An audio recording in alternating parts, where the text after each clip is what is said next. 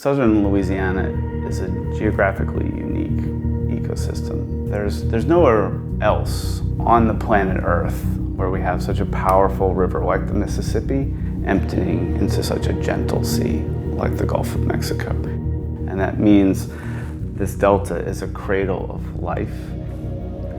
It's also been a place of tremendous devastation.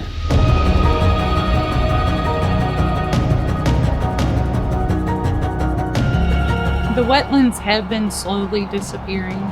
We have a lot of subsidence. If that continues to happen, Ponchatoula, that's just north of here where I was born and raised, is going to become like the coast. That beautiful ecosystem that gives us our food, if we restore it, we're going to be able to live here the way we have and continue a way of life.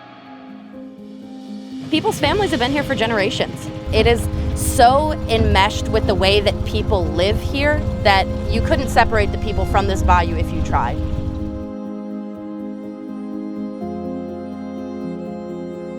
If the wetlands are destroyed by carbon capture, it's like we've given up hope on existing here in Louisiana. The construction of pipelines can destroy wetlands. The leaking of a pipeline with carbon dioxide can contaminate wetlands and waterways that flow through it. We would not have a seafood industry if we didn't have wetlands in Louisiana.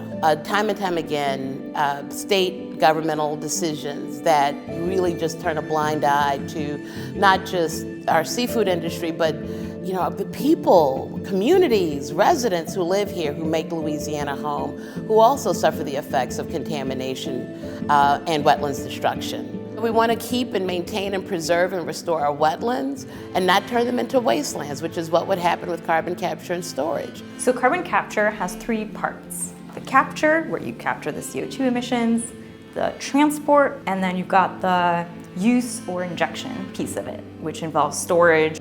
Carbon capture right now is a failed technology that's being promoted as something that can mitigate the climate crisis by industries, primarily coal, oil, and gas. None of that's true. This map right here is from the Oil and Gas Watch tracker. So what I plotted here, or filtered for here, are projects that all have to do with carbon capture. The scores of pipelines that are coming for our wetlands, the dozens of injection sites. We're looking at least 4,000 acres of wetland destruction just from placing the infrastructure, never mind if something goes bad.